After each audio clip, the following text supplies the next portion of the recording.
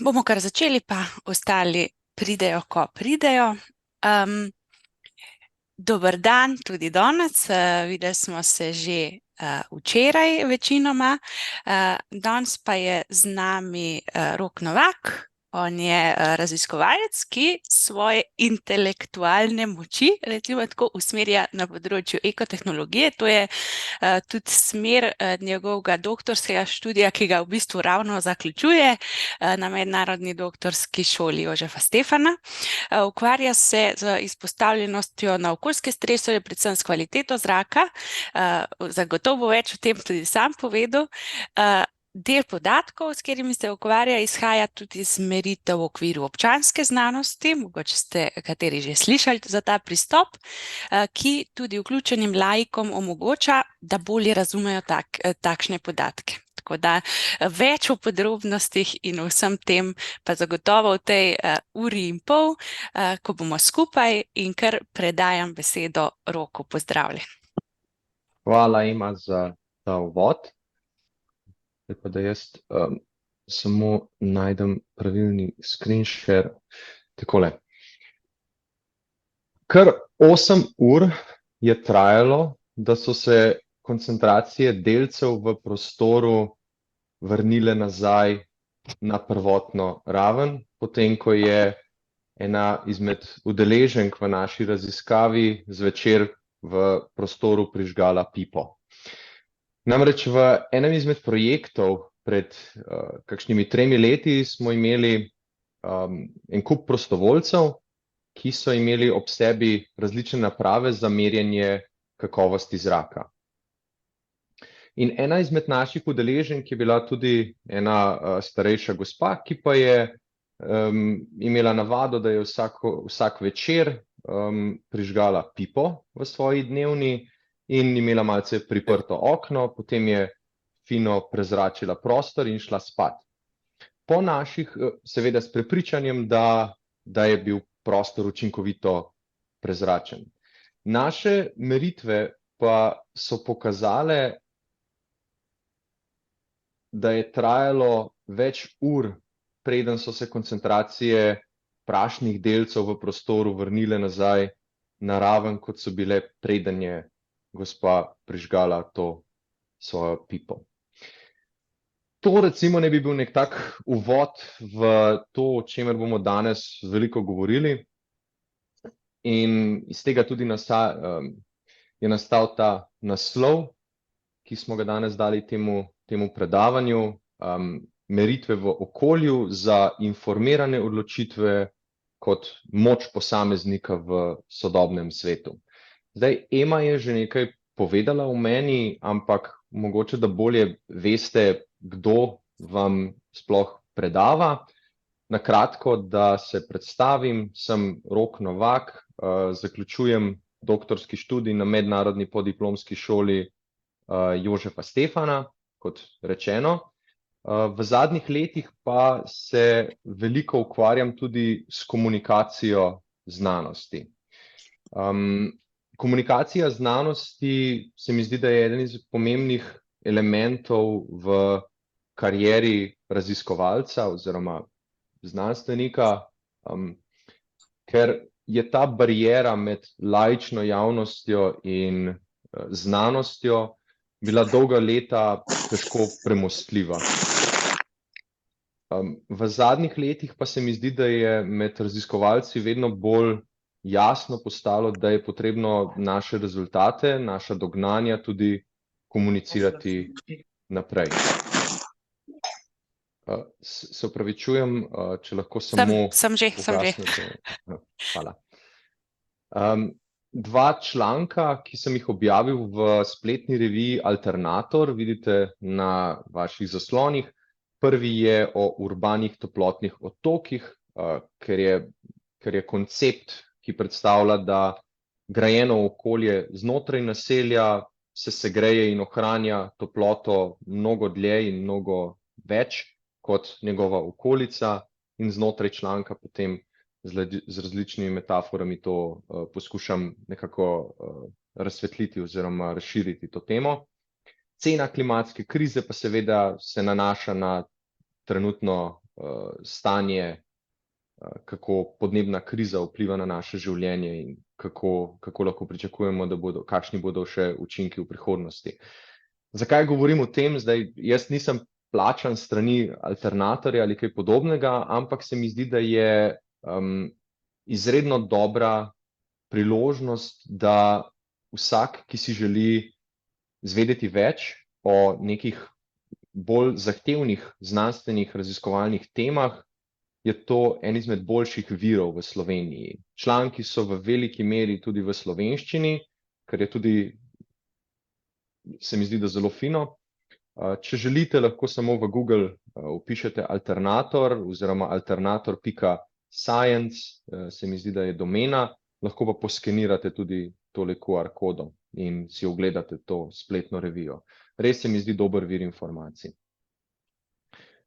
Seveda sem kot raziskovalec objavil tudi že številne znanstvene članke, predvsem na temo razumevanja onesnaženega zraka, meritev na individualni ravni, o čemer bomo ogromno govorili danes, in tudi o sami komunikaciji in vizualizaciji podatkov. En izmed pomembnih vidikov je tudi mednarodno sodelovanje znotraj naše skupine in v raziskovalnem delu, ker je vezano večinoma na evropske projekte. Eden izmed bolj zanimivih, kjer pa mi ravno začenjamo meritve to jesen, pa je projekt Urbanum, kjer pa se predvsem veže na sam koncept je širši in če ste že slišali mogoče za urbane laboratorije, lahko v njih, če bo koga zanimalo, povem kasneje tudi kaj več. Ampak v našem primeru konkretno se gre za to, da bomo eno skupino kolesarjev v Ljubljani, se pravi čisto navadni ljudje, ki vsakodnevno kolesarijo ali pa večkrat na teden, predvsem na delo ali na neke opravke, in bomo merili, kakšna je njihova izpostavljenost onesnaženem zraku ter hrupu. Potem bomo pa primerjali, kako različne poti po mestu vplivajo na to, kako njihove odločitve vplivajo na njihovo izpostavljenost in podobno.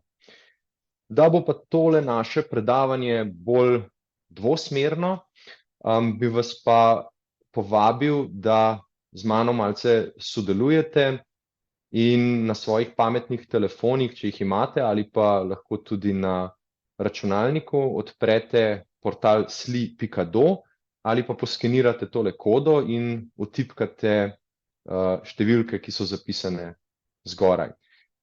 Preko tega sistema bom danes postavil kakšno vprašanje ali dve tekom celotnega predavanja, kjer boste podali svoje mnenje. Preko te aplikacije pa bomo na koncu tudi izvedli Q&A session oziroma vprašanja in odgovore. Še ena stvar pa, ki bi jo vas že na tej točki opozoril, upam, da ne bo tega preveč in da ne bo ovira, ampak nekatere zadeve v samem predavanju kakšni napisi bodo v angleščini, jih bom tudi sproti prevajal, ampak to je predvsem vezano na to, da jaz predavam večinoma v angleščini in je potem včasih ne gre prevesti vsega v slovenščino oziroma malce sproti prevajam izraze. Ena izmed stvari, ki so zapisane v naslovu tega predavanja, so informirane odločitve. In v zadnjih letih lahko opažamo, da se pojavlja da se v splošni populaciji med ljudmi pojavlja določen zadržek do informacij, ki prihajajo strani nekih, recimo avtoritet. Bodi so to znanstvene avtoritete, neke raziskovalne, zdravstvene, znanstvene, zdravstvene in tako naprej. Se pravi, strani različnih avtoritet, agencij in podobno. Na to se veže naslednja slika, ki sem jo ravno včeraj našel in govori o tem, da je, se pravi v tem primeru Amerika, ZDA, država, kjer velik del ljudi verjame v to, da je njihov profesionalni wrestling resničen, pristanek na Luni pa lažen, ne. Šala v tem je, da je ta profesionalni wrestling zelo eksplicitno igrana aktivnost, pristanek na Luni pa resničen. In to se veže tudi na našo temo, o kateri bomo govorili naprej. Je pa, mogoče ste opazili, zdaj zlasti, če ne vem, koliko od vas je na socialnih omrežjih, ampak mogoče so socialna omrežja še bolj razgalila vse skupaj. Neki dve temi, kjer se zlasti veliko pojavlja te zadržanosti do informacij, ki prihajajo strani avtoritet. In to so že dolga leta klimatske spremembe, v zadnjem času že bolj poimenovano kot klimatska kriza, in po drugi strani v zadnjih letih seveda zdravje, cepiva in COVID, ne. Zdaj seveda to ni moje področje ekspertize, zakaj te odnosi nastanejo in zakaj ta zadržek, ampak mogoče je ena izmed pomembnih vidikov tudi to, da ljudje nimajo na voljo informacij iz prve roke, ne. Se pravi, da je to vedno informacija, ki je prefiltrirana. Zdaj, seveda se gre tudi tu veliko za komunikacijo, za odnos teh avtoritet do ljudi, ki jih poslušajo in jim želijo verjeti. Ampak pri meritvah samih pa smo mi trenutno že na točki, kjer se zadovoljimo v nekaterih aspektih svojega življenja samo z meritvami, ki jih opravimo sami, ne. Zdaj, če vam pade na pamet ena stvar, mogoče sami pri sebi pomislite, kaj je neka stvar, ki jo vi merite sami in ne bi bili zelo hitro pripravljeni zaupati nekomu drugemu, da vam pove to meritev, ne, neki avtoriteti. Zdaj, to je čisto preprosto, to je temperatura v naši hiši, ne, se pravi, mi zaupamo samo termometru, ki ga imamo na steni, oziroma naši napravi, termometru, ki jo imamo nekje postavljeno, in bi težko zaupali neki agenciji, ki postavi neko povprečje temperatur v stanovanjih za ta del mesta, kjer mi živimo. Spet naslednja je recimo pri zdravju, uporabimo senzor, termometer, s katerim izmerimo svojo telesno temperaturo in s tem vidimo, če smo bolani, če smo zdravi, kako ukrepati naprej. Hkrati pa je vedno bolj popularno imeti tudi neko vremensko napravo, domačo vremensko napravo, bodisi za čisto preprosto, se pravi, da samo meri temperaturo in relativno vlažnost v prostoru. Lahko pa je taka, kot je tule na sliki, se pravi bolj kompleksna, ki meri tudi hitrost in smer vetra, ima zraven dodan še dežemer. In znova, nam ni potrebno iskati informacije nekje oddaljene od nas, ampak jo imamo točno tam, kjer jo želimo, se pravi, je direktno vezana na naše okolje.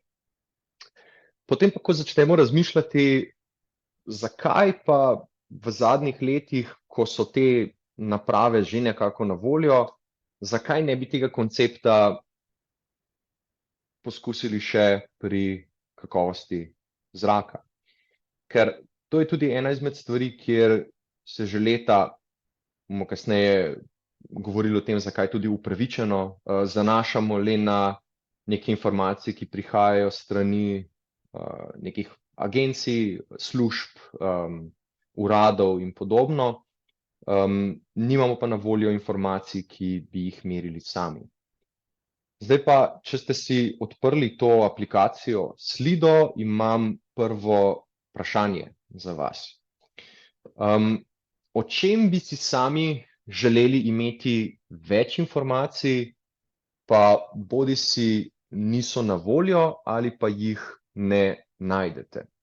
Zdaj, če vam ta Slido predstavlja težavo ali izziv in ne morete odgovarjati, lahko tudi v komentar napišete na Zoomu, ampak v primeru, da bi se nabralo nekaj odgovorov znotraj tega našega portala, bomo tu pred sabo dobili en tak zelo zanimiv besedni oblak oziroma word cloud, ki nam bo povedal malce več o čem razmišljamo, kaj je tista stvar, mogoče se bodo pojavili posamezni vzorci, se pravi, kakšna taka stvar, ki bo bolj izstopala.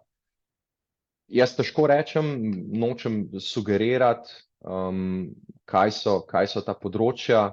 Lahko je to vse od okolja, zdravja do vaših osebnih okoliščin, do tega, kje živite, kaj delate. No, evo, se pravi, vidite, da se že počasi pojavljajo besede, zaenkrat se še nista, zaenkrat so vse besede samo enkrat pojavile se, ampak recimo že vidimo sevanje, recimo radiovalovi, evo, odpadki so se zelo izrazito izločili znotraj tega našega besednega oblaka. In ja, recimo, če smo čisto realni, ne, o odpadkih, ker moje odzadje je tudi okoljski inženiring, kjer sem zaključil magisterij, in odpadki so ena izmed pomembnih delov družbe, kjer nimamo podatkov, ki bi bili hitro dosegljivi, ne. Se pravi, vedno čakamo na neka poročila strani neke avtoritete, mi ne vidimo, kakšni so točno te tokovi odpadkov. Recimo, vedno, ko povem, da gre velik del teh odpadkov, ki jih mi tako skrbno ločujemo, na sežig, so ljudje presenečeni, nekateri pa tudi skupaj z mano cinični do tega, kakšne informacije na koncu pridejo do nas.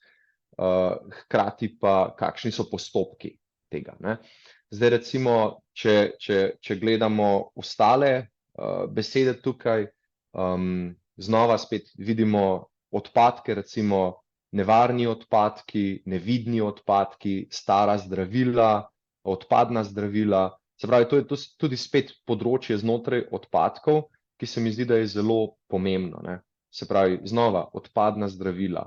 Načeloma, zdaj, to ni moja ekspertiza, ampak vem pa, da večinoma odpadna zdravila gredo na sežig. Kaj se pa z njimi zgodi med tem, ko jih imamo mi doma, pa preden pridejo do lekarne, kjer so zadolženi za prevzem teh odpadnih zdravil, pa je seveda druga zgodba.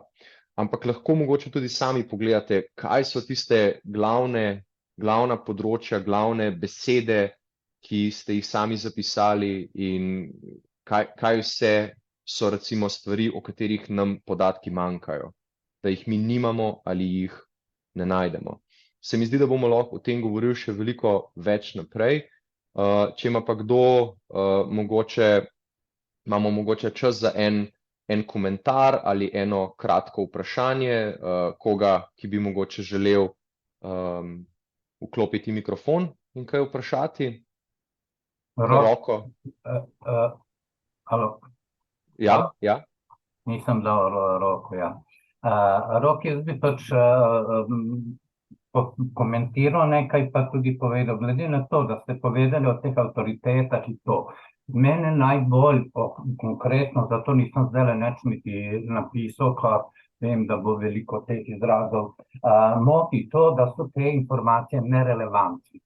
Če vzamemo, to je tiste, ko rečete avtoritete, vsak si vzame pravico, da lahko javnost bolj prestraši, kot jo objektivno obvesti. Evo, tudi zdajle primer konkretno teh poplav. Kar naenkrat je prišla uradna informacija, vse potem uničiti, nič brez kakšnekoli strokovne podlage.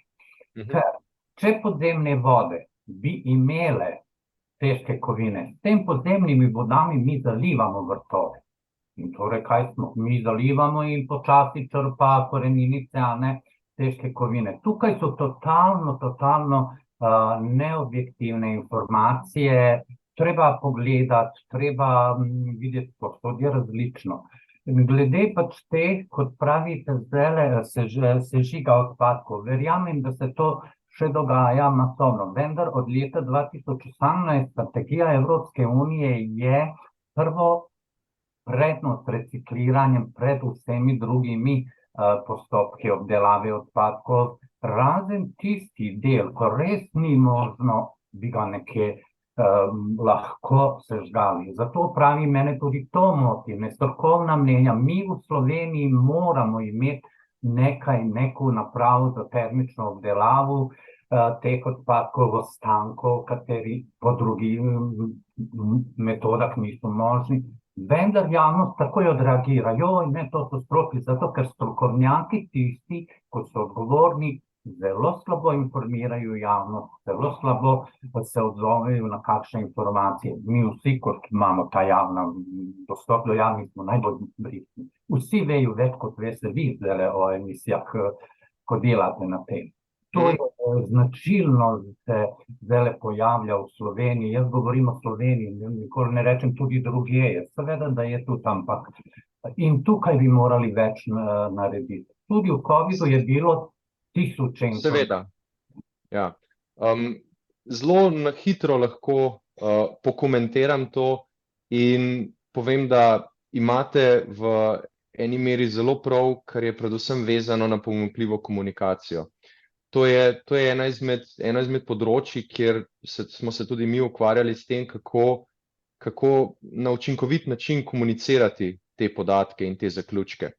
In znotraj teh, recimo, avtoritet oziroma določenih agencij, uradov ali organizacij, pa včasih umanjka neka komunikacija.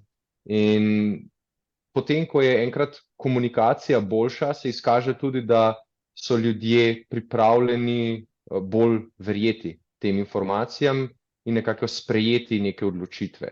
Ampak seveda to je potem že drugo področje, se mi pa zdi zelo pomembno. No? Se mi zdi, da to, kar ste izpostavili, da je zelo pomembno. Težko komentiram posamezne primere, ki ste jih dali, ampak se mi pa zdi, da je komunikacija vedno bolj pomembna. V redu, pa če gremo naprej. Se pravi, mi bomo veliko govorili o kakovosti zraka, ne? Ampak kakovost zraka predstavlja samo enega izmed tako imenovanih urbanih stresorjev. Urbani stresorji pa predstavljajo neke faktorje v urbanem okolju, ki negativno vplivajo na zdravje in počutje ljudi, ki živijo v mestu. Lahko vidite, sicer je ta slika v angleščini, ampak lahko vidite, da obstaja mnogo različnih virov teh urbanih stresorjev, tako hrupa kot onesnaženja v zraku, hkrati pa tudi toplotne, recimo onesnaženosti, čeprav bi težko rekli onesnaženost, ampak en izmed učinkov je tudi toplotni otok. Pa če se vrnemo na ta naš onesnažen zrak, o katerem smo govorili, tule na levi strani je izsek podatkov, ki jih pripravi ARSO, jih podajajo postaje, ki jih ima čez ARSO po Sloveniji o kakovosti zraka. Se pravi, na splošno onesnaženost zraka definiramo z različnimi snovmi, ki so prisotne v zraku, pa ne želimo, da so tam, se pravi, v takih koncentracijah, kot so. Kot vidite, je predvsem poudarek na prašnih delcih, se pravi PM, v angleščini particulate matter, v tem primeru PM10, se pravi s premerom 10 mikronov in premerom 2,5 mikrona, to bom v naslednjem slajdu malo več povedal. Hkrati je tudi nekaj meritev ozona in NO2, ki sta vezana na promet in letni čas tudi.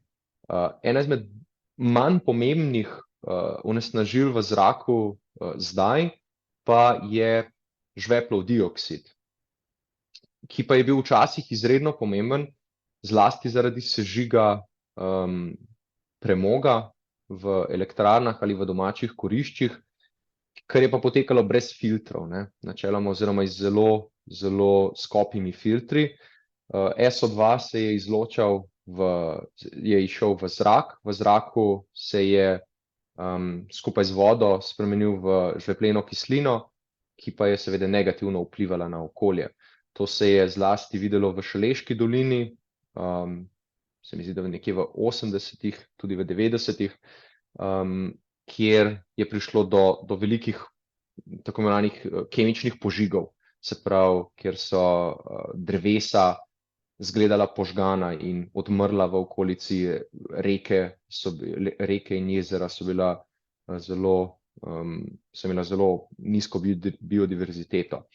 Ampak zaradi novih načinov filtriranja in tretiranja teh izpustov pa je žveplovega dioksida mnogo manj.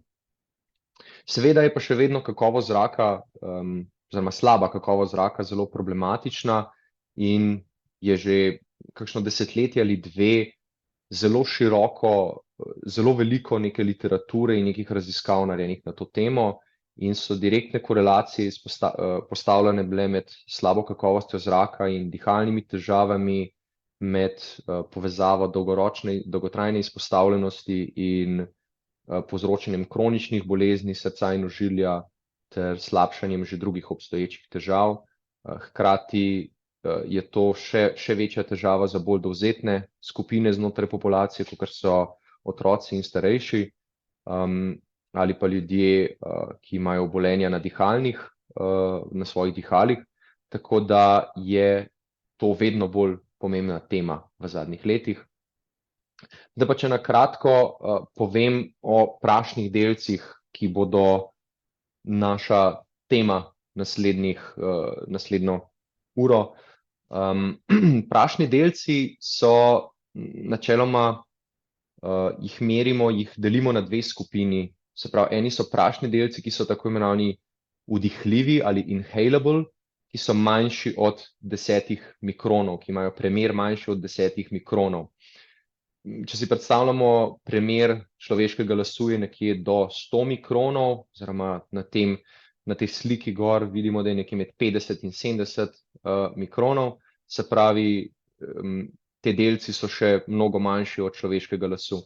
Naslednja stopnja so pa PM2,5 delci, ki pa so manjši od premera 2,5 mikrona. Te delci so še bolj nevarni in lahko dosežejo globje v naša dihala in tudi v krvni obtok. Kar 96% urbane populacije v Evropski uniji je izpostavljene previsokim koncentracijam delcev. In tudi po oceni Svetovne zdravstvene organizacije predstavlja PM kot onesnažilo z visokim tveganjem, ker ima enega izmed največjih vplivov na javno zdravje, ter je zelo visoko na seznamu preprečljivih NCD-jev, se pravi non-communicable disease, neprenosljivih bolezni. Kot sem že rekel, so vdihljivi ti delci pod 10 in imamo še drugo skupino 2,5. Imamo pa tudi določena priporočila Svetovne zdravstvene organizacije, ki so vezana na dolgoletne raziskave. Načeloma je konsens znotraj skupnosti raziskovalne, da nobena koncentracija delcev ni zdrava, ne. Ampak v našem okolju, tudi v naravnem okolju, se vedno pojavlja izpostavljenost delcem, se pravi zaradi dviganja prahu, tudi zaradi naravnih požarov in podobno, tako da delcem smo vedno izpostavljeni. So pa določene koncentracije delcev, določena povprečja, ki začnejo povzročati hude lahko težave na kratki, akutne ali pa kronične, na kratki ali dolgi rok. Za PM10 so te omejitve postavljene kot 15 mikrogramov na kubični meter, se pravi mikrogrami na kubični meter so osnovna enota, s katero merimo koncentracije delcev, prašnih delcev v zraku, in pa potem 45 mikrogramov na kubični meter za 24 ur. Za PM2,5 so še za tretjino nižje te omejitve. Ena izmed pomembnih oziroma težjih težjih aspektov meritev pa so zaprti prostori, ker se pojavljajo številna vprašanja zasebnosti in kompleksnih mikrookolij virov, ki jih imamo v notranjih prostorih, ter tudi relativno redke uporabe različnih naprav za merjenje v notranjih prostorih. Zdaj, ko govorimo o napravah, lahko preskočimo na merjenje kakovosti zraka. Načeloma delimo na neke 3 večje sklope teh naprav. Prve so te postaje, ki smo jih že omenili, se pravi, to so neke velike naprave, ki jih upravljajo bodisi državni ali neki lokalni organi. Se pravi, recimo v Ljubljani je tudi ena postaja, ki jo upravlja Mestna občina Ljubljana. Te naprave so najbolj natančne, to so referenčne točke, se pravi, to so naprave, na katere se zanašajo tudi druge naprave, da ugotavljajo, če so natančne. Ni nujno, se pravi, kalibracija in validacija lahko poteka tudi preko drugih postopkov, se pravi, ugotavljanje, če so naprave res kažejo prave podatke. Je pa problem tule, ker jih imamo majhno število, ne? Se pravi, tista tabela, ki smo jo prej videli, to so vse naprave, ki jih imamo v Sloveniji, vsaj pod okriljem ARSA, Agencije za okolje. Hkrati je to tudi zaradi tega, ker so načeloma izredno visoki stroški postavitve in upravljanje te naprave, to govorimo o 100.000 evrov, ki se lahko akumulirajo. Hkrati je to povezano s tem, da potrebujemo eno ali več oseb, ki za to napravo skrbijo, za analizo teh podatkov, za zbiranje. Težava pa je tudi to, da imamo komunikacijo z zamikom, ne? Se pravi, medtem ko je narejena meritev in mi vidimo, kakšen je zrak, poteče nekaj časa, ne? Se pravi, to ni takoj instantno v minuti ali sekundi, ampak načeloma traja nekaj minut do nekaj ur, preden mi vidimo ta podatek. Naslednja stopnja so raziskovalne naprave, se pravi, to so bodisi neki stacionarni ali premični raziskovalni monitorji, jim tudi rečemo. Strošek je sicer nekoliko nižji, govorimo o 10.000 evrih načeloma, ali okoli 10.000 evrov in več 10.000 evrov. Generalno nam pokažejo instanten prikaz podatkov, se pravi, veliko se uporabljajo v raziskovalne in industrijske namene, se pravi v privatni industriji, v privatnem sektorju. So pa znani potem, da so tudi zelo natančni. Zdaj, niso to referenčne naprave, ne? Se pravi, te najbolj zanesljive naprave, s katerimi tudi se pripravlja na podlagi teh podatkov, se potem pripravljajo tudi ukrepi, ampak so pa izredno natančne, se pravi, so zelo zanesljive, hkrati pa to pomeni, da jih je potrebno umerjati, se pravi, vsake toliko časa pogledati, če še vedno kažejo prave podatke. Načeloma je potrebno, da za to napravo skrbi neka oseba, ki je usposobljena, pa čeprav so cenejše, niso poceni, ne, te naprave. To ni dosegljivo večini navadnih smrtnikov, da bi doma imeli napravo za 15.000 evrov, samo zato, da nam meri delce v prostoru, ne.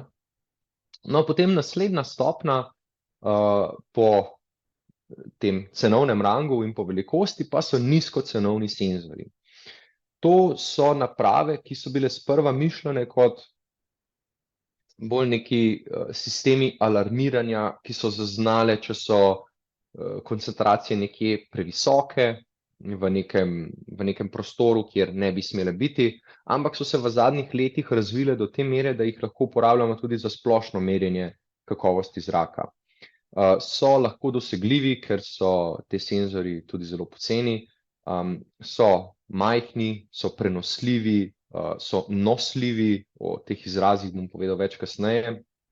S tem, zaradi vsega tega so tudi primerni za individualno rabo in preko aplikacije tudi ponavadi vidimo instantno, kakšni so te podatki. Zdaj, jaz vam bom pokazal en primer tega senzorja, ki ga imam pri sebi.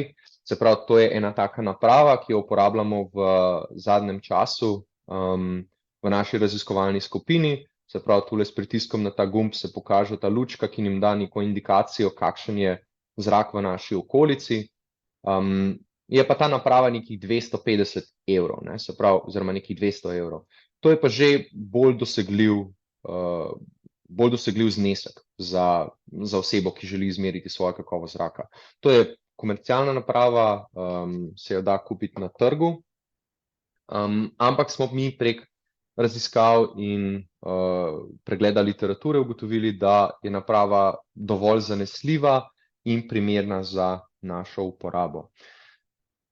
Seveda pa hkrati z vsem tem, ko sem tako na veliko opeval vse te fine lastnosti te naprave, imajo pa tudi veliko pomanjkljivosti, ne. Se pravi, načeloma so te naprave lahko nezanesljive tako z vidika prikaza podatkov, kot z vidika meritev, ki jih prikazujejo. Te naprave se lahko hitro pokvarijo, s časoma v daljšem časovnem obdobju so znane po tem, da se pojavi tako imenovani drift ali zamik podatkov, kjer še vedno merijo podatek, vendar je razmerje drugačno in ni več ni prikazana prava koncentracija. Hkrati so tudi lahko večja odstopanja, pokažejo nam neke meritve, ki so lahko popolnoma napačne, zaradi tega je potrebno kar nekaj validacije in preverjanja, ampak za nek tak primer, za to, da imamo mi neko osnovno idejo, kakšen zrak dihamo in kakšen zrak je v naši okolici, pa so načeloma popolnoma primerne, no. Tudi znotraj raziskovalne skupnosti je veliko dileme in boste našli posameznike, ki so popolnoma proti tem napravam in jim ne zaupajo, pravijo, da so praktično neuporabne, ampak moj argument je, da so uporabne, vendar moramo imeti pravi primer za to, ne. Se pravi, v nekaterih primerih so, v nekaterih primerih niso. Jaz recimo podatkov z teh naprav ne bi spravil skupaj in dal odločevalcem, da bi na podlagi tega pisali zakonodajo.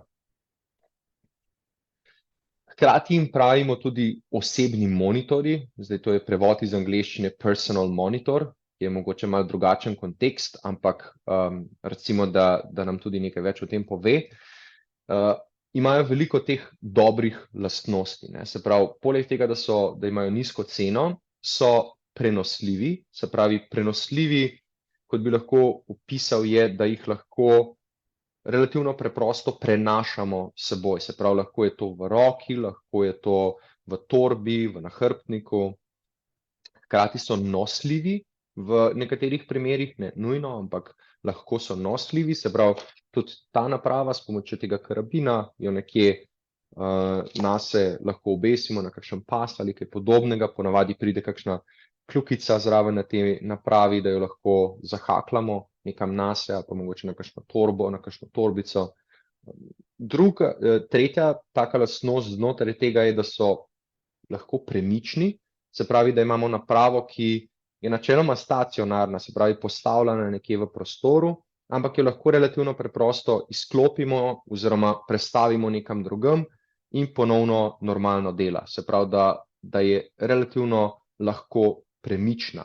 Ker recimo nekatere te naprave, večje, ki so bolj referenčne ali raziskovalne, tega ne omogočajo, seveda. To je posledica tega, da so to miniaturizirane naprave, se pravi, relativno majhne, kot sem tle pokazal, so osebni, se pravi, podatki so samo za nas, jih načeloma v oklepaju vidimo samo mi, in so brez časovnega zamika. Se pravi, ta senzor, ki sem vam ga jaz pokazal, ima aplikacijo in ta aplikacija meni trenutno kaže, kakšna je kakovost zraka v tem prostoru, kjer se nahajam. Znova, kako zanesljiv ta podatek, se vedno lahko malo vprašamo, ampak je pa neka indikacija. Se pravi, zrak trenutno pri meni je dober. To je en ogromen nabor senzorjev, ki so na voljo na trgu. Če jaz vklopim, če bo delal tale laser, upam, da vidite laser na vašem zaslonu, ampak ta sklop tule na levi strani, to so bolj senzorji, ki so nizkocenovni. Se pravi, maksimalno nekje do 1000 evrov ali nekje do 500, 700, še manj. Recimo, to smo prej videli tale Atmotube, ki je nekje 200. Ta senzor je podobna cena, ta je bil narejen za enega izmed naših projektov, se pravi, tudi to je pomemben vidik nizkocenovnih senzorjev, da se jih večkrat da tudi narediti doma. In če bi kdo želel se igrati s tem in mogoče zna kakšno stvar zalotati in bi rad sestavljal, mi lahko na koncu bom pokazal e-mail, mi lahko pišete in vam bom dal kakšen podatek več, kje najdete kakšne take sete za igranje s tem, v principu, oziroma lahko sami sestavite senzor. Te senzori, ki so pa na drugi strani, to so pa bolj raziskovalni, se pravi, so osebni, so prenosni, se pravi, jih lahko držimo v roki, ampak so pa naprave, ki dosegajo cene nad 5000, nad 10 000 evrov. So pa to industrijski oziroma raziskovalni senzori, se pravi, veliko bolj zanesljivi.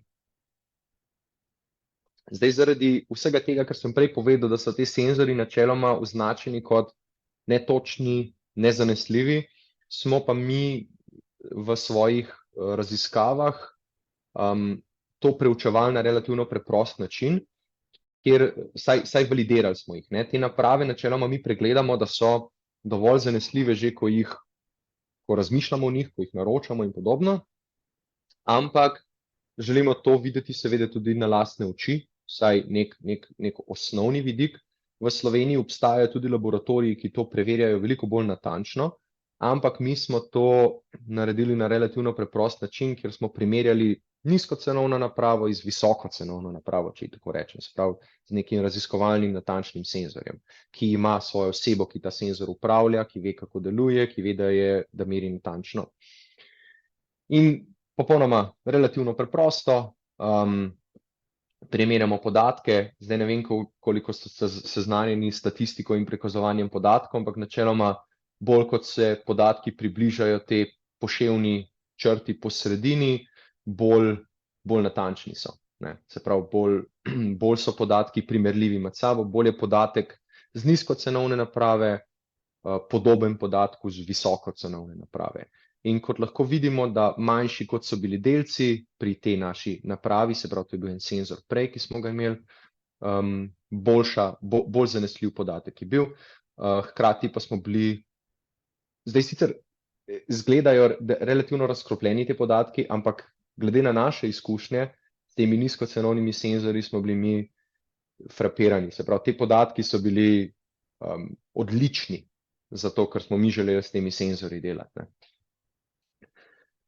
In eno izmed prvih vprašanj, ki smo si jih zastavili, je bilo, kako bomo dokazali, da te osebni monitorji, ki jih imamo, beležijo podatke, ki so pomembni, ki so relevantni in da jih sploh rabimo in kako lahko to vežemo na notranje okolje. Ta slika prikazuje razliko temperature, relativno glede na nadmorsko višino za dve postaji. Ena je v Ljubljani, druga je pa Topolj, to je pa hrib nad Ljubljano. Zdaj tisti, ki ste v Ljubljani oziroma ki poznate, kako izgleda vreme v Ljubljani, veste, da se Ljubljana večkrat sooča z tako imenovanim toplotnim obratom oziroma z inverzijo, kjer je temperatura v dolini nižja, kot je nekje gor višje v hribu. To pride zaradi nekih kompleksnih atmosferskih elementov oziroma gibanj zraka in podobno, temperature in tlaka.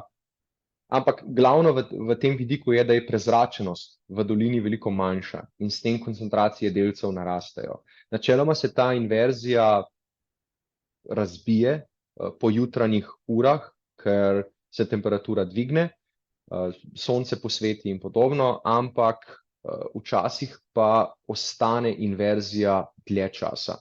In temu rečemo persistentna inverzija, ker traja dlje in s tem pomeni, da se začne akumulirati večja koncentracija delcev. Hkrati s tem, ker je temperatura v dolini nižja, ljudje še bolj prižgejo svoje peči in zlasti v Sloveniji je trend zadnja leta, da se tudi vedno več gospodinjstev greje na lesno biomaso, ki pa je velik proizvajalec delcev. Hkrati s tem so lahko tudi kakšni sežigi odpadkov na dvoriščih, to so lahko tudi samo odrezki vej in podobno, ampak s tem dimom, recimo včasih, če se peljete skozi kakšno ozko dolino in vidite, da kje kdo sežiga odpadke na vrtu, lahko vidite, da je celotna dolina zadimljena praktično, ker lahko traja več ur, preden se to res razkadi.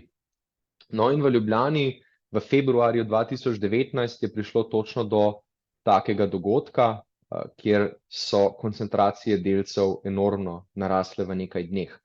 Ravno v tem času, to je sicer bilo takrat bolj naključje, tega nismo planirali, ampak smo pa mi delali našo senzorsko kampanjo v Ljubljani. Smo imeli nekih 100 udeležencev raziskave, ki so bili opremljeni s temi senzorji in so hodili in so normalno živeli v Ljubljani, se pravi, upravljali meritve doma, na delu, v transportu in podobno.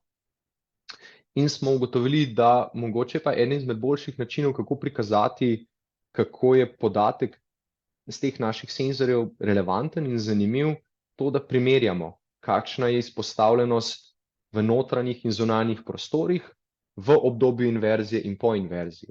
In to je bil glavni rezultat, ne?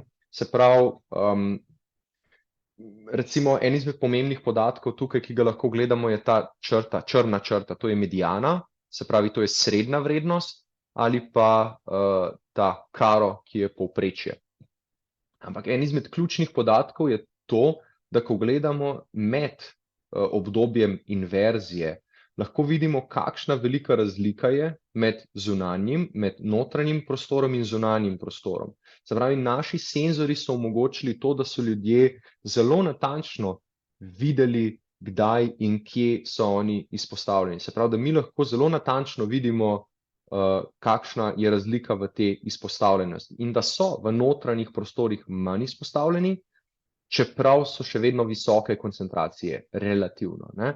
Ampak v obdobju, kjer te inverzije ni, so pa te razlike toliko manjše, da je težje postaviti argument, da je ta podatek relevanten.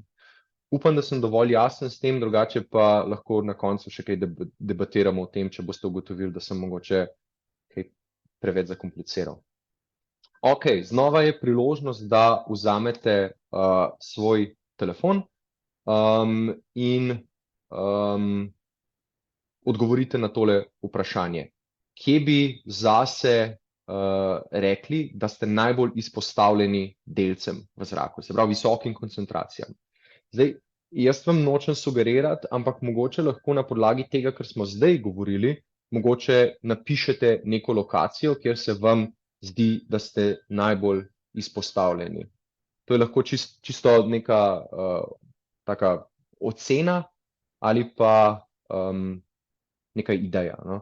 Zdaj pa, medtem ko pišete, pa vidim, da je gospod Husič dvignil roko, pa mogoče, če na hitro mi podate svoje vprašanje, pa čas, ko ostali pišejo.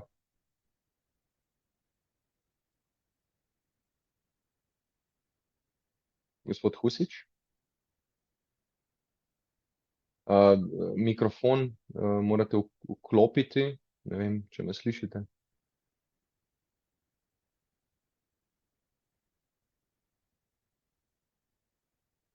No, se lahko kasneje pol še vrnemo. Bomo imeli, kar nekaj si zacaknete to vprašanje, pa bomo pol na koncu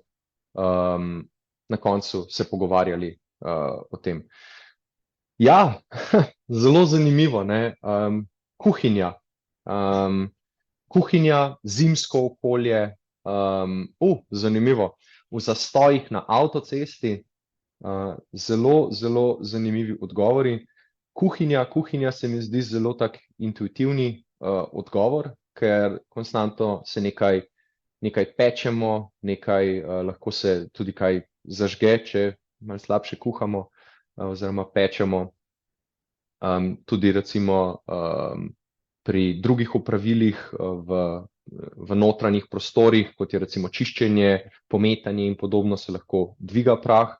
Recimo po zimi v Ljubljani zunaj, to je direktno vezano na to, kar smo gledali, kar smo videli prej, tudi ta kolesarjenje v Ljubljani, na poti v službo in podobno, to je vse vezano načeloma na to, na zimsko okolje, na zunanje okolje, promet na poti v službo in iz službe, gosti promet v času kurilne sezone. Se mi zdi, da nekako imamo vsi podobno idejo. Zdaj, ta druga ideja v zastoju na avtocesti je pa tudi malce odvisna od avtomobila, ker avtomobili načeloma zdaj, če vi recimo vklopite v avto, imate dve nastavitve za zrak, ne? Ena je kroženje zraka znotraj avtomobila, druga pa je, da avto prevzema zrak od zunaj.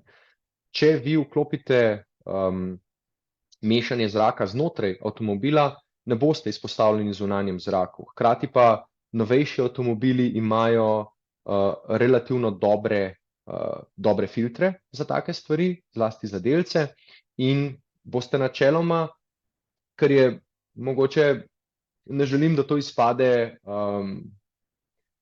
na napačen način, no? Ampak da v avtomobilu imate v resnici manjšo izpostavljenost delcem, kakor pa če greste peš ali s kolesom. O tem bomo govorili tudi kasneje, no? Bom pa še zraven povedal, zakaj je ta podatek v resnici ni celoten. Zanimiva ideja so tudi, oziroma zanimiv zaključek so tudi škropiva. Tudi to je lahko, zlasti če živite nekje blizu področji, kjer se škropijo polja oziroma kakšni nasadi in podobno. Ampak škropiva predvsem niso viri delcev, škropiva so predvsem vir kakšnih bolj drugih kemijskih substanc, no.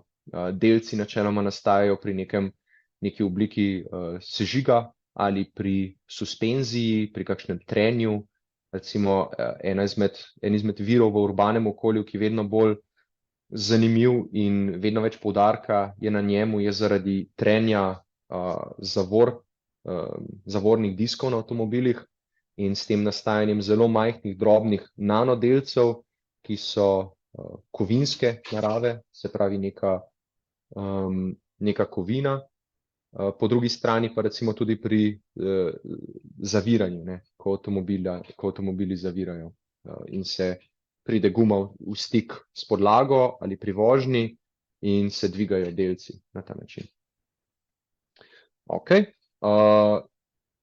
sem še kaj takega zgrešil, recimo kopalnica. Kopalnica bi bil tudi lahko nek vir, ampak načeloma je tam visoka vlaga in zaradi relativno gladkih površin ponavadi ne prihaja do neke suspenzije delcev.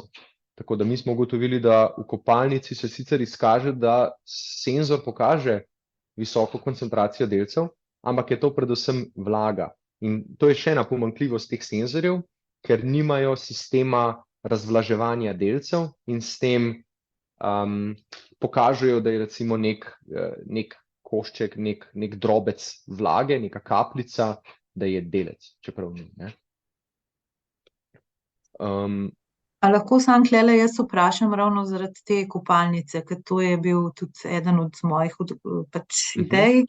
V primeru, recimo jaz živim v bloku in imamo plinsko peč, ne, v kopalnici. Kopalnica je majhna, ne, in bolj z tega vidika sem jaz pol razmišljala, če bi to bil lahko tudi en prostor, kjer si izpostavljen visokim tem delcem, koncentracijskim delcem, ki so, rekla, za zdravje oziroma dihala škodljivi.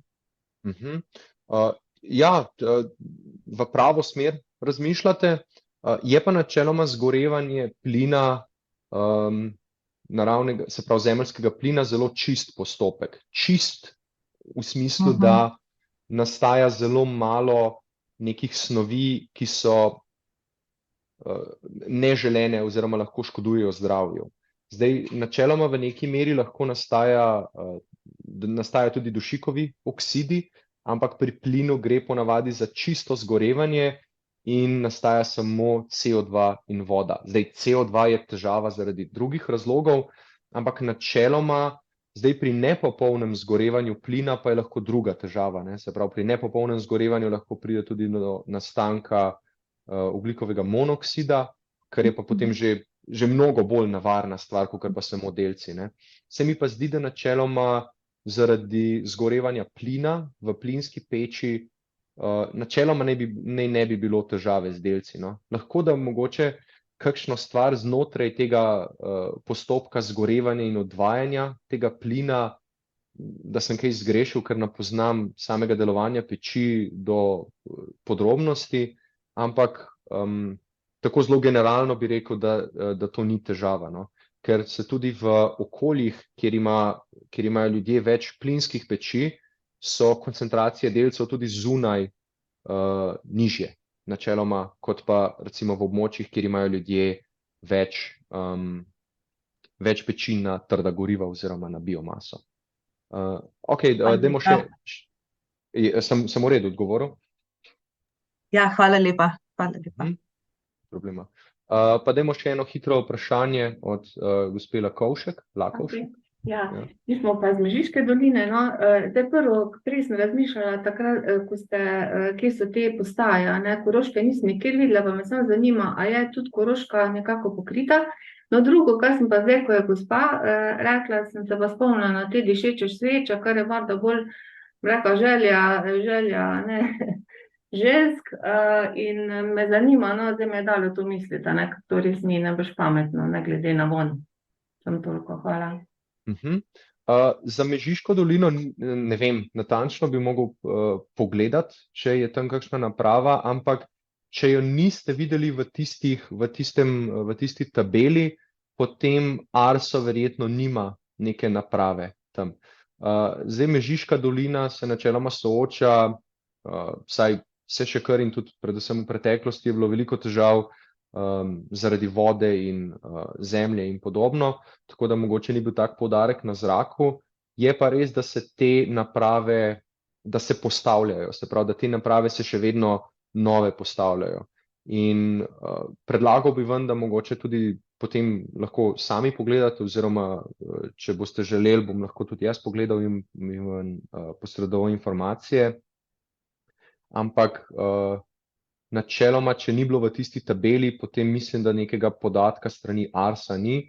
Lahko je pa podobno, kakor je v Ljubljani, recimo, ne? Se pravi, kjer ima Mestna občina Ljubljana neko postajo za meritev. Vprašali ste pa še za dišeče sveče in hkrati bi v to vključil še tiste dišeče palčke, ne? Ki se prižgejo, tista incense se v angleščini reče. Ogromno je bilo že raziskav o tem, ker se to vedno bolj uporablja, zrasti je to popularno tudi bolj na vzhodu, v Aziji. In ja, to je velik vir delcev v prostoru. Izkazalo se je, da lahko koncentracije delcev kar močno narastejo zaradi kurjenja tega v prostoru. Zdaj, vprašanje je, če rečemo temu, da je to nevarno ali ne. Zdaj, jaz bi tako rekel, zdaj brez da bi imel nek konkreten podatek o tem, kdaj je to nevarno ali ne, bi rekel, da če to delamo ves čas, vsak dan, potem to ni dobro, ne. Če si pa vsake toliko časa to privoščimo, so pa druga področja, kjer bi recimo lažje zmanjšali svojo izpostavljenost delcem, no. Tako bi rekel. Zdajle bomo šli pa naprej, pa bomo pol še kakšno vprašanje imeli, ker je še kar nekaj slajdov, ki moram čez njih priti. Tule so pa prikazani podatki, ki smo jih izmerili za notranje prostore, se pravi, to je vezano na tisti podatek, ki smo ga gledali prej, med ATI, se pravi, to je Atmospheric Thermal Inversion, oziroma med inverzijo, se pravi, po inverziji je ta modra, med inverzijo je pa ta zelena, rumena, kakorkoli rečemo, ne.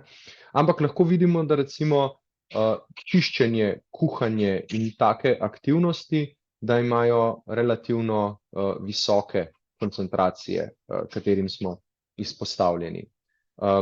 Po drugi strani pa imamo potem šport, ne, športne aktivnosti, kjer je pa velika razlika med tem, ali je to med inverzijo ali po inverziji, ne. Zdaj, to je sicer v notranjem prostoru tu zapisano, ampak ker je to raziskava bila z ljudmi, je vedno težko vedeti, ali ljudje res pravilno označijo, ne. Nekdo je šel športati in je označil prvi šport, ki ga je videl. Tako da tudi to je lahko malce odstopanje v teh podatkih, ampak prikaže nam pa nek trend. To je so še zunanje aktivnosti, kjer pa vidite, da so te razlike mnogo večje, ne. Se pravi, kakor smo prej gledali, zunanji prostor, se pravi zunanje okolje, so bili ljudje veliko bolj izpostavljeni delcem, kar lahko vidimo pri kolesarjenju, hoji in športanju. Zdaj imamo pa dva termina, ki bi bilo fino, da jih razčistimo, preden gremo korak naprej. Eno je izpostavljenost, ker izpostavljenost pomeni, da smo samo mi v stiku z neko snovjo, in v našem primeru se gre to, da je koncentracija delcev v naši okolici, ne, se pravi, da smo izpostavljeni delcem.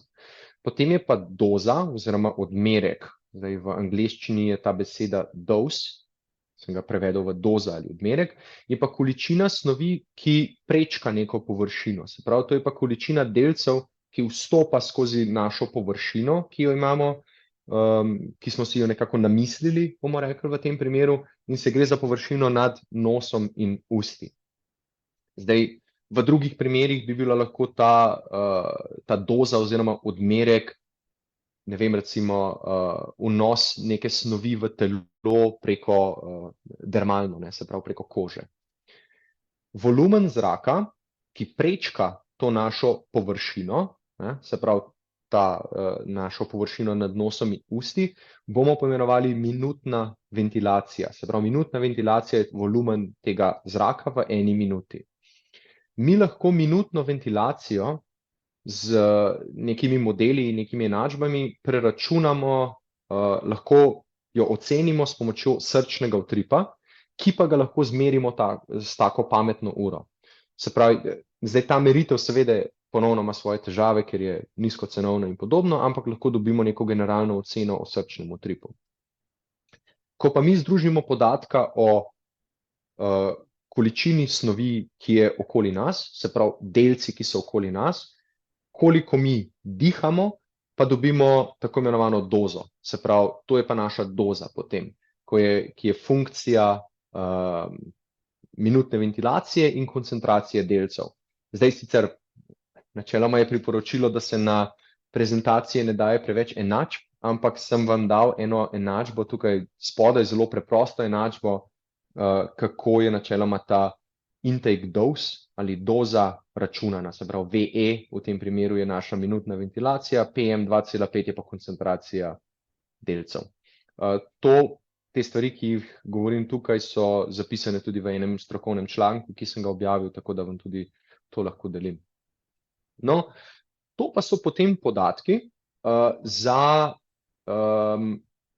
izven inverzije, ne. To je pa za celotno obdobje merjenja, kakšna je bila doza delcev PM2,5 med različnimi aktivnostmi, ne. Se pravi, ne samo izpostavljenost, ampak doza.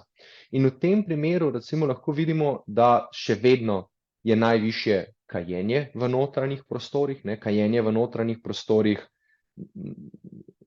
zviša koncentracije enormno, ne.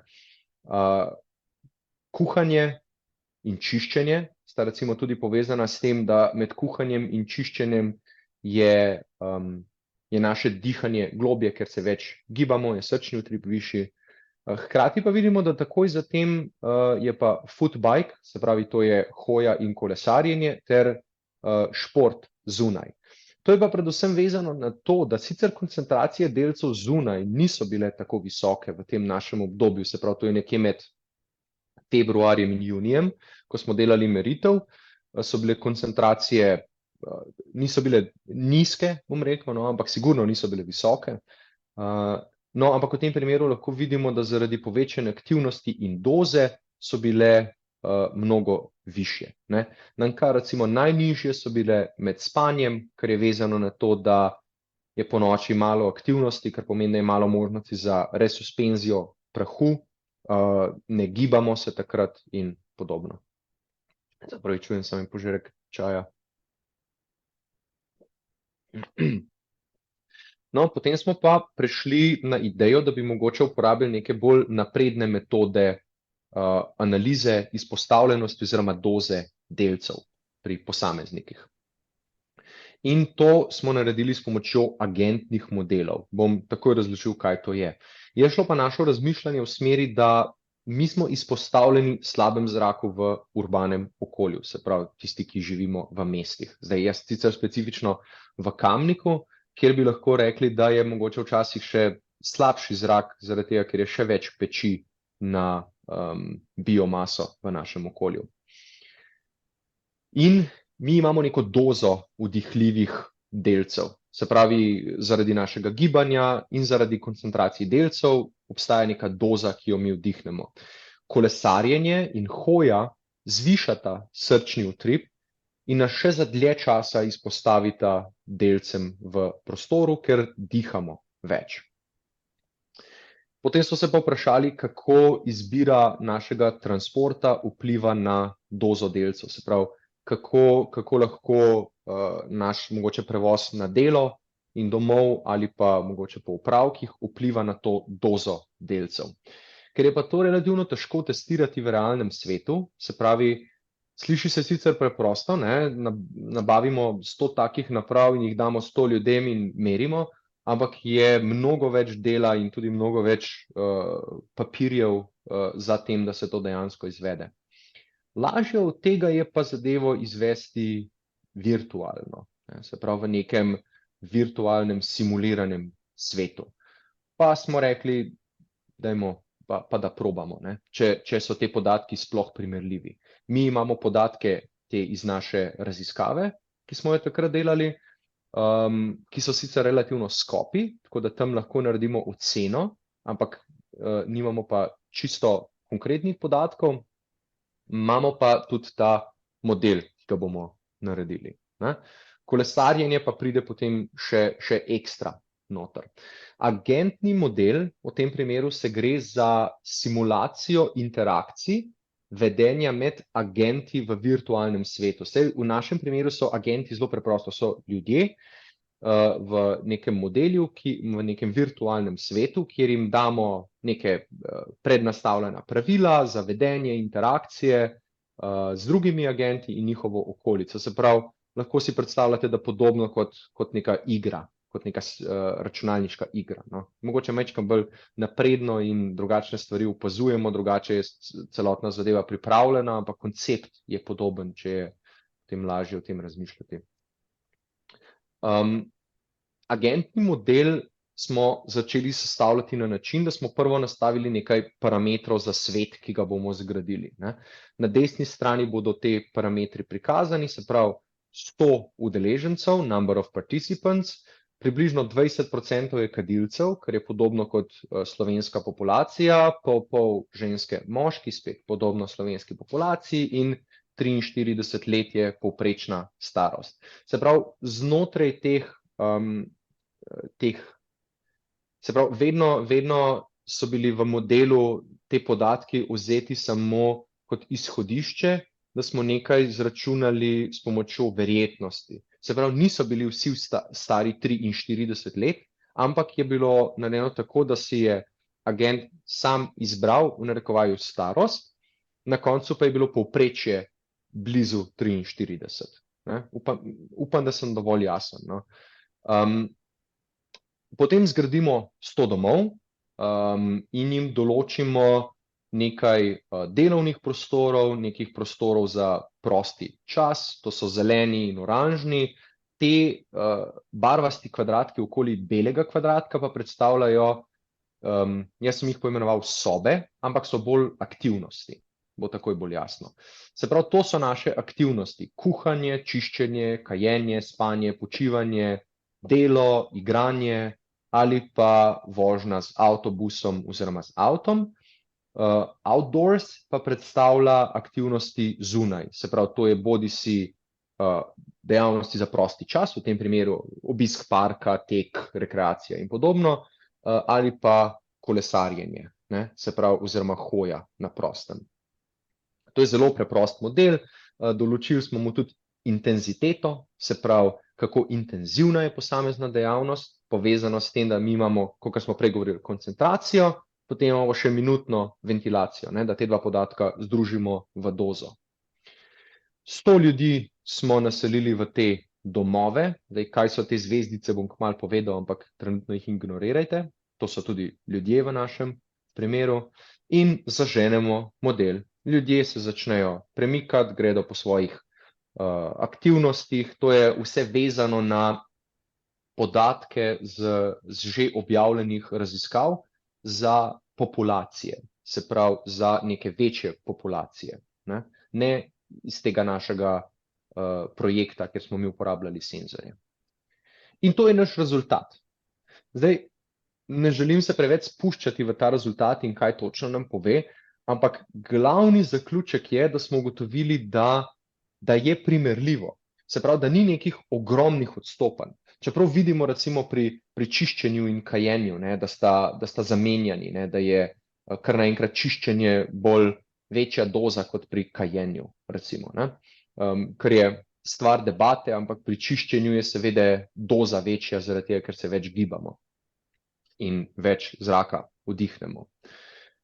No, ampak predvsem je primerljivo, se pravi, je uporabno, bomo na ta način rekli.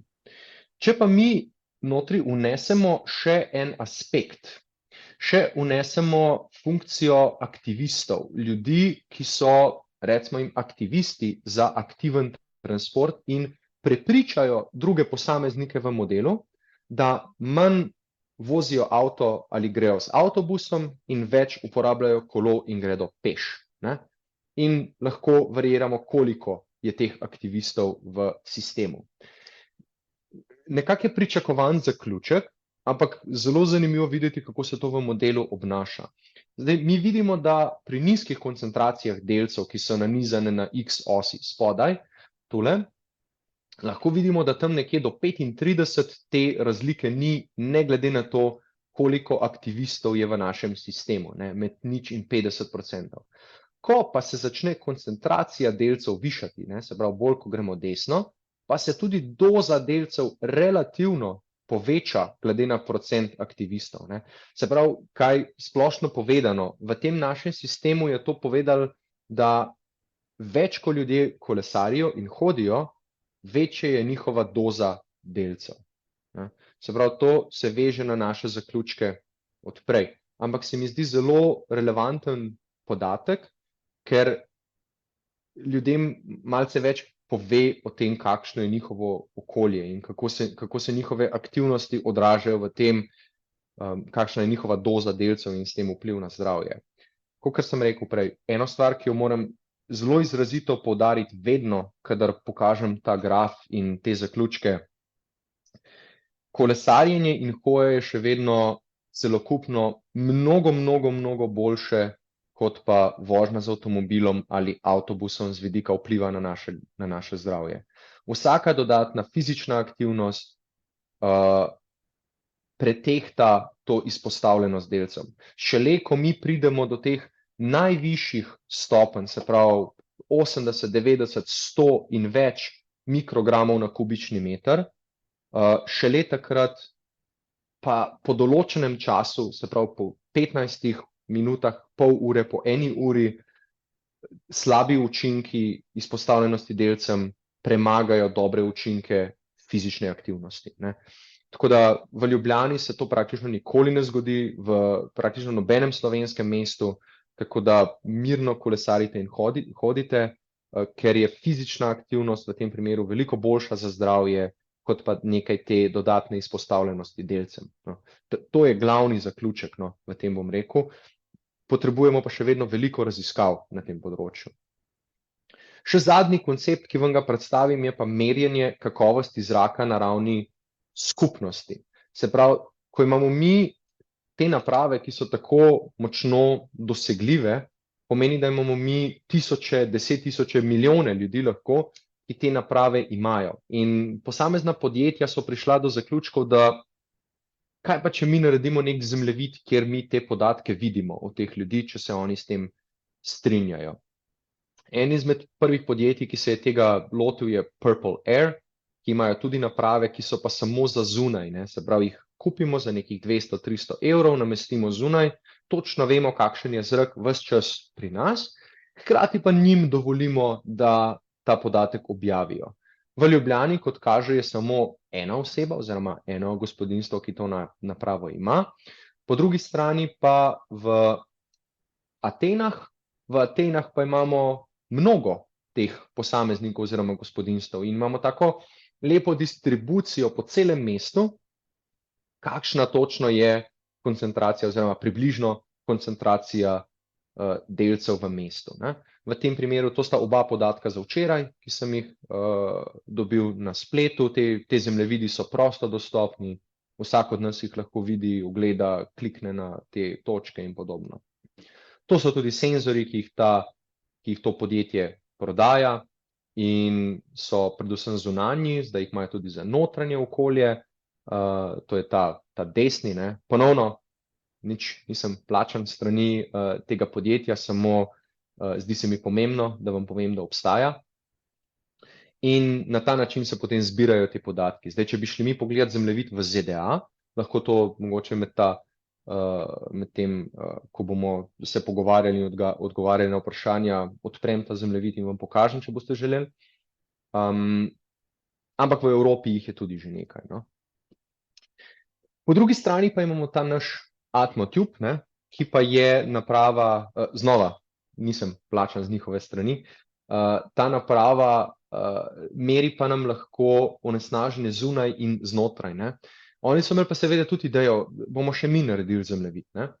In to je zemljevid na levi strani za Aberdeen, kjer sem jaz trenutno, so samo, kot kaže, 4 osebe, ki imajo to napravo, med drugim sem tudi sam med njimi, tista 96 številka, potem pa še Ljubljana, kjer pa vidimo, kot kaže, je teh naprav več. Veliko od teh je tudi naših, ki smo jih posodili različnim ljudem trenutno, ko jih še testiramo. No, ampak ključno pri tem je, da ta naprava nam pokaže samo neko oceno in nam pove od 1 do 100, kakšen je zrak, ne. Ne pove nam pa, koliko je koncentracija delcev ali kakšen drug parameter kakovosti zraka. Hkrati pa nikjer ne piše, ali je ta naprava v notranjem prostoru ali v zunanjem, ne. Se pravi, mi trenutno za Aberdeen vidimo recimo podatke za notranje prostore, oziroma ne vemo, so notranji ali zunanji, ne. Ampak te osebi, ki se giblje mimo The Gordons Highlander Museum, ne, čisto slučajno prikazan na zemljevidu, ne bo nič koristilo, če ve, da imam jaz v mojem prostoru 96% dober zrak, ne. Se pravi, vedno je potrebno biti skeptičen pri teh podatkih, se vprašati, kaj točno vemo, in iz tega izhaja tudi en kup vprašanj, kako sploh vemo, je naprava zunaj notri, ali ta podatek obstaja, imamo specifičen podatek o tem, kaj nam sploh ta naprava prikazuje, ali oseba pravilno uporablja napravo, ne. Zdaj, če jaz to napravo dam v ruzak, bo merila notranji zrak v ruzaku, ne. In to še meni ne koristi. Potem so pa tudi etična vprašanja. Je prav, da vidimo točne lokacije teh naprav in oseb, ki jih imajo, ne, in da je to javen podatek, dostopen praktično čisto vsakemu. Koliko točk potrebujemo, da je podatek zanesljiv, se pravi, ali je dovolj samo 1, jih potrebujemo 10, 50, 100, ne, se pravi, tudi to vprašanje. Kakor sem že prej rekel, obstaja ta drift, ko s starostjo senzor izgublja svojo natančnost oziroma nastaja zamik. Ponavadi ni podatka o starosti senzorja, tudi če kliknemo na katero od teh točk. Včasih sicer piše, kdaj je senzor prišel online, ampak to ni celoten podatek. In ali obstaja možnost validacije, ne? Se pravi, če imamo mi PM podatke, jih lahko primerjamo z ARSO podatki, ne? V primeru, recimo, ko smo gledali Purple Air, v tistem smislu, ne? V primeru tega senzorja, ne, pa te možnosti nimamo, ker tega podatka ni. No, zdaj pa za zaključek par sporočil za vzeti domov. Nisem točno vedel, kako lepo prevesti v slovenščino, ker mi je v angleščini tako všeč izraz take home message. Ampak to bo 5 nekako glavnih poudarkov, ki se mi zdi, da so pomembni iz vsega tega, kar sem povedal. Se pravi, da obstajajo te nizkocenovni senzorji, ki so neka nova generacija merilnih naprav in imajo ogromen potencial, hkrati pa ravno toliko, kot je potenciala, je še nerešenih vprašanj in težav, ki obstajajo s temi senzorji. So pa nek približen indikator lahko, da vemo približno v kakšnem okoljem živimo. S tem lahko bolj informirano sprejemamo neke odločitve, tudi spreminjamo naše navade, ker približno vemo, kakšno je okolje, kako izgleda naše okolje. En korak več od tega, da mi samo vemo, koliko je koncentracija, je doza oziroma inhaled dose. In če mi imamo 2 podatka, se pravi srčni utrip in koncentracijo delcev, potem lahko izračunamo dozo. In v tem primeru potem vemo, kako naša aktivnost vpliva na naše zdravje preko doze. Še vedno pa to ni popoln podatek, kot sem povedal tudi pri kolesarjenju. Se pravi, mi moramo potem še ukomponirati nekako notri zdravstveni vidik, kako to vpliva na naše zdravje. In en izmed takih podatkov je DALI oziroma Days of Life Lost, to je nek bolj pojem v javnem zdravju in medicini, ampak se gre za to, kako neka stvar vpliva na število dni življenja, ki nam jih neka stvar vzame, če jo delamo ali doda. Se pravi, lahko negativna, pozitivna številka. In v tem primeru, če bi vključili vse te vidike, bi mogoče dobili še en podatek več. Je pa to že tema za nekoga, ki se bolj ukvarja z medicino in zdravjem. Imamo tudi napredne metode modeliranja, neke metode, ki uporabljajo umetno inteligenco, ki uporabljajo različne algoritme in napredne sisteme, ki pa imajo seveda svoje prednosti in slabosti in potrebujejo veliko preverjanja, da ugotovimo, če kažejo pravilen podatek. Meritve na ravni skupnosti pa so nek nov koncept, ki nam pa omogočajo spremljanje kakovosti zraka in to, da prenesemo meritev strani organizacij in nekih avtoritet na raven posameznikov. Se pravi, da imamo mi neko distribuirano mrežo, ker v tem primeru recimo v Ljubljani imamo samo 3 velike naprave, ki nam merijo kakovost zraka. Lahko imamo pa na stotine teh manjših naprav, ki so sicer manj zanesljive, manj natančne in imajo bolj vprašljivo natančnost, bolj vprašljivo zanesljivost podatkov, ampak ker jih je pa več, pa lahko s pomočjo statistike nekako ugotovimo, kakšna je kakovost zraka veliko bolj natančno po različnih področjih po Ljubljani oziroma po mestu. Rad bi se iskreno zahvalil za vašo pozornost, za to, da ste bili zelo angažirana skupina pri odgovorih na tista vprašanja in za mnenja, ki sem vam jih dal. Imamo zdaj še nekih 10 minut časa za malce širšo diskusijo. Lahko pa res bomo probali biti točni, no. Sta pa tule še 2 QR kodi. Na levi strani ta QR koda je o meni, se pravi, poleg mojega e-maila imate gor še link do mojega Twitter accounta, LinkedIna in ResearchGate, kar je pa socialno omrežje za raziskovalce, ali kako bi temu rekli. Na desni strani, če vas zanima, je pa povezava do projekta Urbanom, kjer se lahko prijavite, če bi bili radi občanski raziskovalec oziroma citizen scientist ali raziskovalka in mogoče tudi sodelovali znotraj tega našega Urbanom projekta, ki ga bomo izvedli v jeseni. Zdaj seveda to pomeni, če živite v Ljubljani in uporabljate kolo za vožnjo na delo. Čeprav bomo imeli tudi verjetno neko kontrolno skupino, ki mogoče ne bo kolesarila. ali pa samo zabeležimo v naš sistem in kdaj drugič kontaktiramo, ko se bomo šli kakšno občansko znanost. To je to, tako da lahko začnemo z debato in vidim, da je že prva roka gor, čeprav samo trenutek, da pogledam, so neki komentarji. Aha, ok, v redu. Ne, pa dajmo kar lepo roke gor. Ja, gospod Husič, evo, Ja, zdaj. jaz bi se opravičil vsem, mogoče, ker preveč ali sprašujem ali komentiram. To je razlog, da ker področje poznam, sem predavatelj tudi na teh temah, katere so bile in včeraj in danes in katerih bo še. Napisal sem tudi 3 učbenika z tega področja, tako da imam veliko informacij, zaradi tega potem poudarjam in poskušam včasih tudi malo bolj praktično mogoče kaj povedati. Predavanje kot predavanje je zanimivo, seveda, ampak bolj ne vem, kakšna je struktura prisotnih, ker to je malo bolj za strokovno, veliko je strokovnega, jaz zastopim, ampak ne vem, drugo kakšno področje, če bi bilo tako, ne bi zastopil, drugače strokovno je to ok.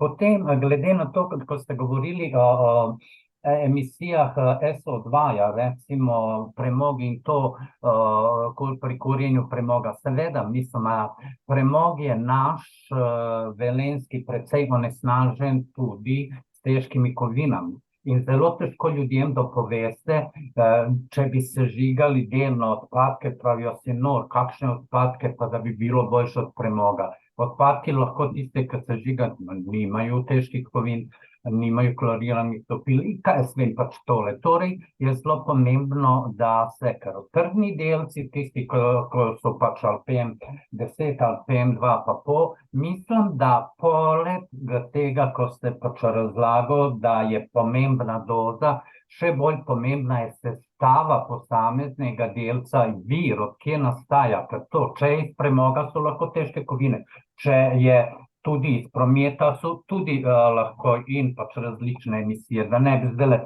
preveč mogoče res. Glede podatkov, kar dela Agencija za okolje, ARSO, monitoringe in letna poročila, dobite vi podatke, recimo na agenciji, res tudi za vaša področja, tudi ko je bilo vprašanje prej od Mežice in tega. Tam se točno, jaz sem išel gledati zdajle oporečnost, kemijska, pač teh površinskih in podzemnih vod in se točno ve, ni veliko kemijskega onesnaževanja na nekaterih področjih, ne bi zdaj govorijo. Kar se tiče teh senzorjev, jaz bi predlagal, mogoče najbolj pomemben senzor je za ogljikov monoksid, če imate kje vikend, če imate kaj, res veste, da je dostikrat se prihajalo do nesreč, da so se ljudje pač zastrupili, ker dolgo časa ni bilo odprto, potem so začeli kuriti in potem je prišlo do zastrupitve. Ta senzor za CO2 res je zelo dobro imeti, ali pa tudi doma, to bi se lahko kdaj zgodilo. Tako da je glede pač tistega, če laufamo, če kolesarimo, če to, seveda, tudi ozona preveč, dosti več športnikov, kateri laufa čez svoja pljuča, prefiltrira kot jaz, kateri. Tako da pravim, tukaj veliko zadev in glede sežiga v individualnih kuriščih, res je pozimi se pozna, ampak biomasa je obnovljivi vir. Ampak je obnovljivi vir samo v primeru, če se uporablja ustrezna tehnologija, če se uporabljajo nove peči. Ponavadi individualne peči so dostikrat ni izgorevanje popolnega. Zato jaz sem dostikrat predlagal, da ekoskladu bi bolj bilo, da bi individualnim uporabnikom štedilnike kupili, ali ne vem, peči, manj bi škode bilo na račun. A lahko samo malo ustavim, ker se nam čas malo izteka, če res ima še kdo kakšno vprašanje. Hvala za vaše komentarje. Žal mi je, ker res, da ne bomo vsega časa porabili. Če je še kakšno hitro vprašanje, ura je skoraj pol, in da ne bomo vsako predavanje preveč povlekli. Tako da hiter zaključek, če je pa še kakšno vprašanje od drugih. Jaz bi se samo oglasila, pa ne z vprašanjem, ampak tako je gospod Muharrem rekel, jaz sem laik na tem področju, ker to ni moje, ker sem pač drug profil, ampak bi rekla, da je gospod Rok res zelo dober predavatelj, zato ker če sem jaz razumela in mi je bilo nekako jasno, to pomeni dober predavatelj, zna tudi zahtevne teme povedati na tak način, da razumemo. In to ste uspeli, tega res hvala. Hvala, ja, to je bil eden izmed ciljev, ker že leta se bavim tudi s komunikacijo znanosti in nekako vsako tako predavanje tudi meni pomaga, da dobim povratne informacije in da vidim, kako lahko še izboljšam ta prenos informacije naprej. Hvala. Še kakšno vprašanje? Ok, če pa ni nobenega vprašanja, pa še v mojem imenu vas pozdravim in rečem nasvidenje. Dobili boste povezavo tudi za naslednje torkovo predavanje, z nami bo Marjeta Marinčič, ona se ukvarja bolj s fotografijo, tudi mentorica študijskih krožkov, bo pa govorila o medvedih, ki jih zelo veliko fotografira in so zelo prisotni v njenem okolju. Tako da spet gremo na malo drugačno temo, kar pisana zbirka. Še enkrat, Rok, iskrena hvala za zelo zanimivo, poučno predavanje in hvala tudi ostalim. Se vidimo prihodnji teden. Hvala za vabilo. Hvala.